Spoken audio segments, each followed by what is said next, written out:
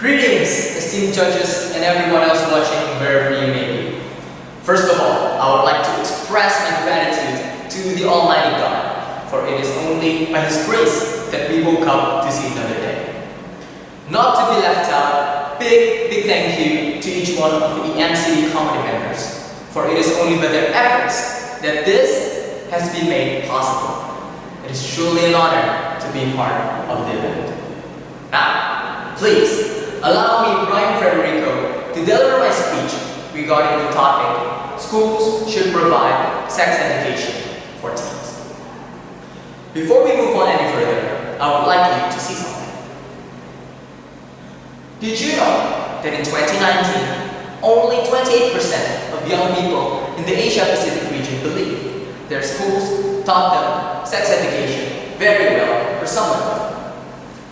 How felt their teachers were somewhat comfortable teaching sex ed?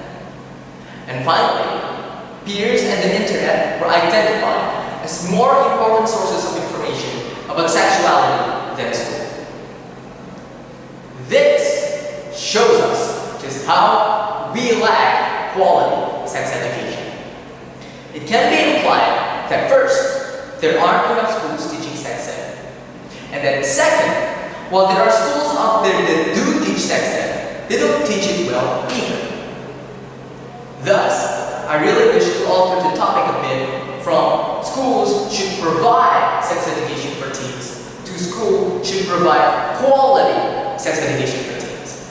Because we cannot ignore the fact that there are already many schools out there that teach sex ed, but very few of them get it right, which results in teens relying on each other for information which may be misinformed or not entirely correct.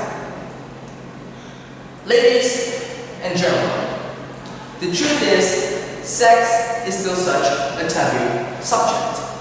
Social norms and moralities that are associating sex with obscenity, immorality, inappropriateness, you name it. Sex is viewed as vulgar and vile in many parts of the world. Sex bears this stigma, which causes it to be very discussed and talked about, for if you do, you'll be considered sinful. Even parents avoid having the talk with their teens and end up intimidating them. The data suggests that even the majority of teachers don't feel comfortable teaching sex ed. Thus, teens are as prudish and clueless. The cycle then goes on and it is down to schools now to break it. How? By finally begin providing quality sex education.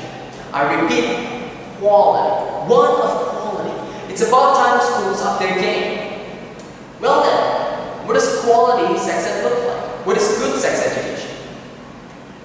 Good sex education should be comprehensive sex education, or what I'll be referring to as CSE, that includes the emotional, physical, and social aspects of sexuality. In fact, CSE is what UNFPA and UNESCO promote to be the method of teaching sexuality.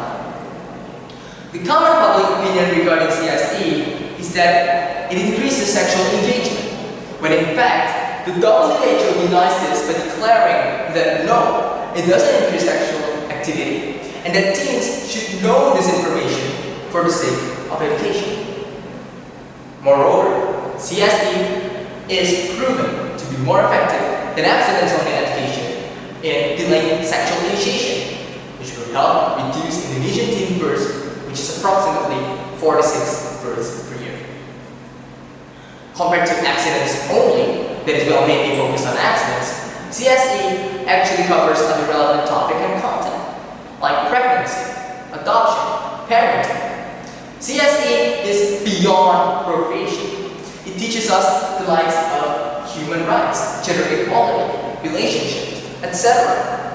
As adolescents going into adulthood, we now know how to take care of ourselves, make responsible decisions with healthy relationships, with good awareness of imposing risks of STIs, unintended pregnancies, harmful sexual behaviors, and sexual exploitations. But what is a good syllabus without good teaching? And that's exactly what we're lacking. We want teens to stop thinking of their peers and the internet as better sources of information than school. But can we really blame them when the teachers don't seem comfortable delivering the materials? That is why there should be teachers training to ensure good delivery. Teachers must prepare for such discomfort in the classroom and handle classroom situations.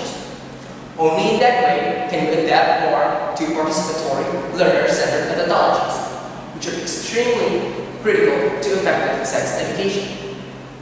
Apparently, many teachers revert back to the old school lecturing because they don't feel equipped to handle arising questions and comments in classrooms.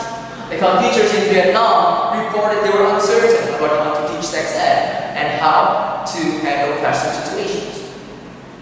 We mustn't only focus on knowledge, but also skills and attitude, like problem solving and critical thinking, which are brought on stage through participatory learning.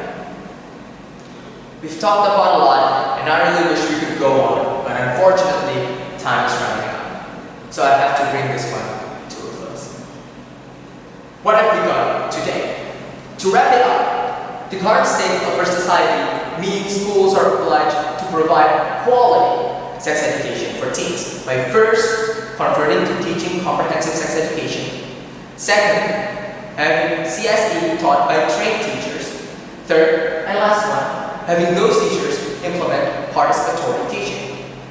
That way, teens can grow to being respectful adults who express their sexuality positively.